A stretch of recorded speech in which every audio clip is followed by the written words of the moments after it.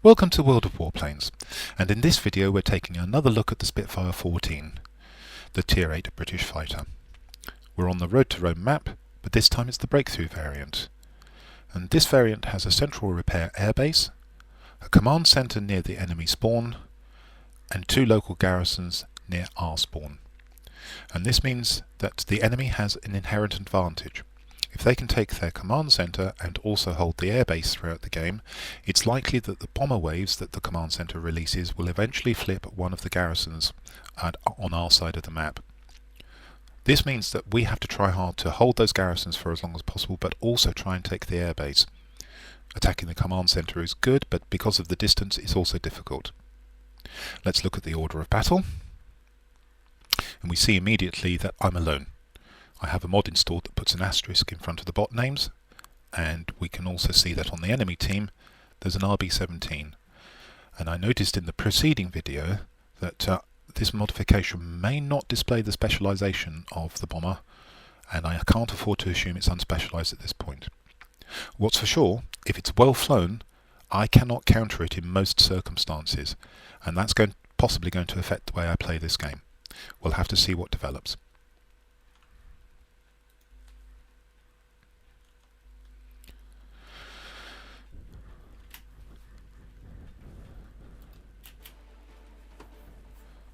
Sorry for that pause there. I fat-fingered one of the controls, but we're on our way now. So I've decided that I want to put pressure on the enemy team as quickly as possible, so I'm going to break north and try and take the garrison. Pilots, get ready for action. Let's go. Now, if you're interested in the modification that puts an asterisk in front of the bot's names, and you haven't got it already, it's easily available in the mod sections of both the NA and the EU forums, I dare say also the RU forums, although I've never checked.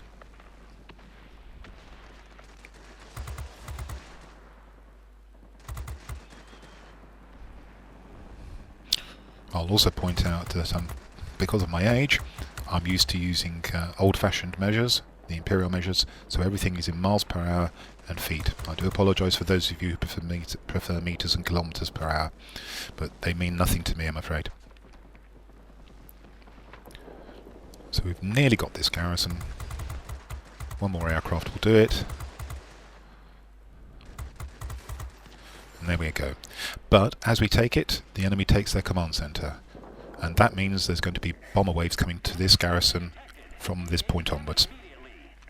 Fortunately, the enemy hasn't made much progress in taking the airbase, so I'm going to get in there and try and stop that from happening. I'm looking for my first target by pressing the X key, and it turns out to be a BVP 210. I don't like the air-to-air rockets and that, so I'm going to concentrate on getting rid of this if I can. Quite difficult to hit this plane. You need to fire ahead of the cockpit.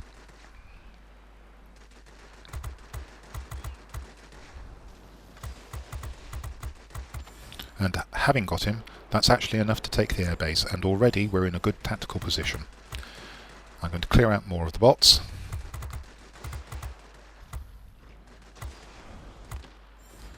I glimpsed a bomber over one of our garrisons as I was doing that. I wonder if that's the RB17, but I'm not going to go and investigate.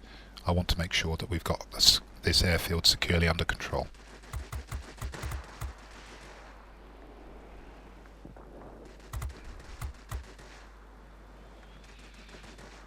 There's another plane with a big gun, the I-260. Fortunately, it's not very manoeuvrable, so once I'm behind it, it's an easy kill.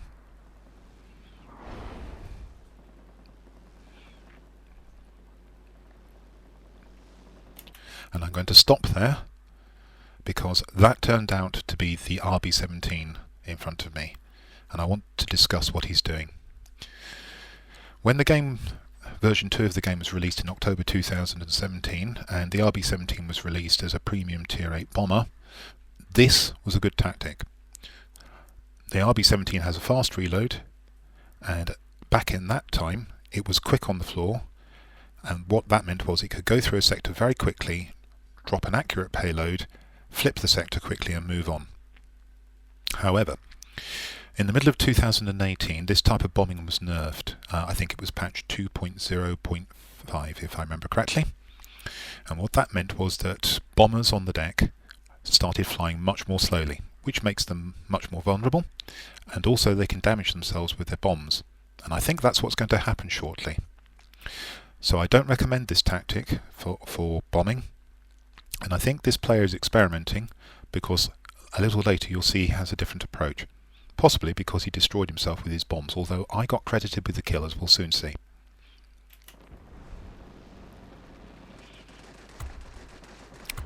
So I'm putting damage into him. I'm fairly confident at the moment because he's in a furball and other planes are shooting at him. I break off here because I don't want him to get into a bomb trap, and the next thing I know he's dead. And I think he bombed himself. I got the kill. I'm not complaining. Stay alert, pilots. Large enemy force spotted over the airfield. So now I want to concentrate on clearing out these enemy aircraft that are attacking. So the BVP-210 needs removing again. And as I mentioned in the preceding video, I'm using the X key to identify my next target as soon as I kill an aircraft.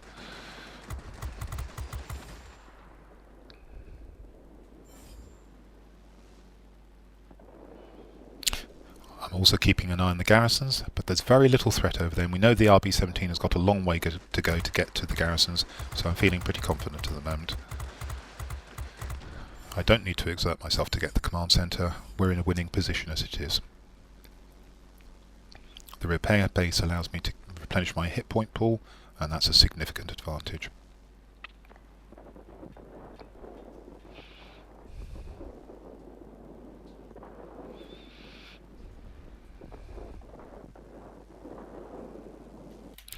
And here's the RB-17 again, and you'll notice immediately he's changed his approach. Now, his previous approach I criticised. I think that's ineffective. This time I think the approach is a lot better. It's aggressive. It's low level, or medium level if you prefer, but he's not on the deck so he can't damage himself with his bombs, and if he's high enough he won't get a speed penalty either. So this is a much better tactic from this player. I'm aware that the RB-17 often has a very good rear gunner, so I'm going to approach from below, put a little bit of damage into him, and then I'm going to let him go on his way. I don't want him to focus on me with turret fire.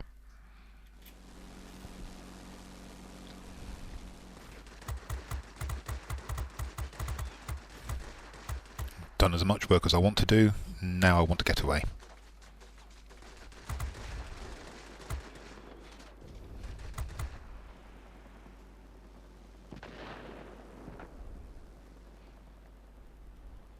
I can see we're going to lose one of our garrisons, but we've got a very healthy lead, more than 200 points.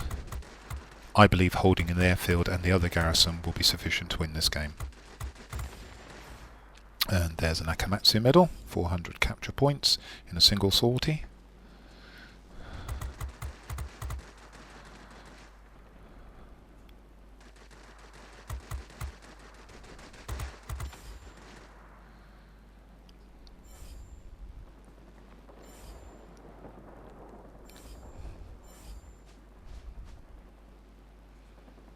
And you'll see a favourite tactic of mine. I dodged the aircraft and then got behind it. And the Spitfire is really good for that type of tactic.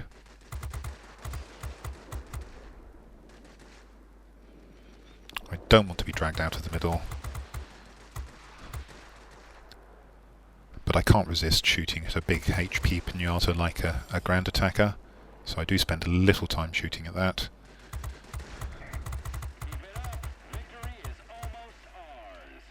And it's worth doing because I had something in mind. I'll tell you about that in a moment. As you can see, we've just lost a garrison, as I predicted would happen. However, our lead is so great, it's actually not tactically significant. The bomber waves won't be able to flip the other garrison in time. Provided we continue to hold that and we continue to hold the airfield, this is a winning game. So that's the Winged Legend notification going through, and now I'll tell you why I shot down the ground attacker. I ended up getting him a Campbell's medal in this game, and that's 10 aircraft, at least one from each class, in a single sortie, destroyed.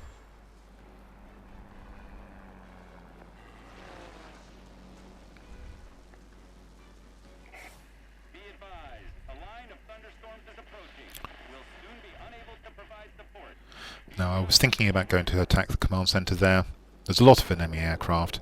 We don't actually need it to win, so I decided to hold station at the airfield and make sure that we didn't lose that critical sector.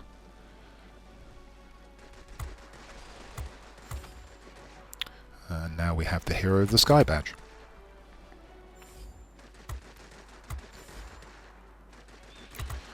And now we're just taking the last bits of damage we can extract from this game.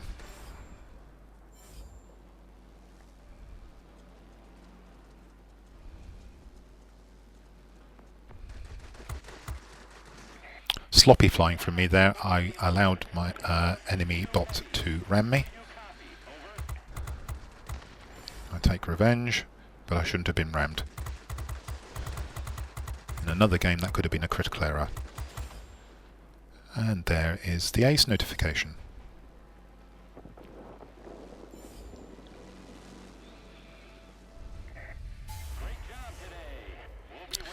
And there we have it, another win.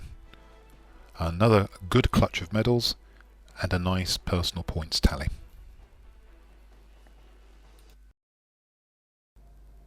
So let's review the results of this battle. And we'll hover over the centre and we see that it's the best result possible, a grade 1 fighter. 2 of the plane specific missions are complete, 1 isn't, so we'll look at that in a little while. Moving on to the credits, or silver as some call it, 158,589, and as ever, if you want to see what your expenses are, you have to come to the message box and look there. But my Spitfire wasn't shot down in this game, and I used prepaid consumables, so there's no expenses. And that means that the 158,000 credits is in fact the net figure as well. Personal experience of 10,440, boosted by the premium account bonus and other weekend bonuses. 522 free experience, also boosted of course, and a useful 6 tokens. 1 for the Akamatsu, the McCampbells, the Marseille, the Winged Legend, Hero of the Sky, and the Ace. So moving to personal score, 19,245 points, quite a nice game as well. 2 sectors captured, 20 aerial targets destroyed, which is exactly what you need for an ace. 6,180 damage to targets, which is pretty reasonable for a tier 8 fighter. 26 critical hits.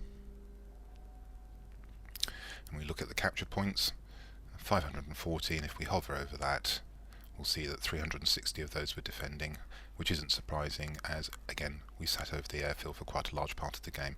And this is the reason why the plane-specific mission here is not complete. We didn't do enough attacking. And if we move to the team score panel, confirmation that that was enough for first place, and everybody else in my team was a bot, and the enemy bomber, well, to be fair, that wasn't a very effective game for him, as I mentioned during the battle sequence. So that was a second slice of Spitfire 14 gameplay from World of Warplanes. As I mentioned in the previous video, I'm finding out what I can do with respect to producing material for YouTube, so I apologise for the ugly red banner or watermark, but I'm not going to pay for software that I may not end up using. I'm sure you appreciate that. Thank you for looking at the video, I hope you enjoyed it, and I look forward to having you on my channel again soon. This is Royal Flying Corps, signing out.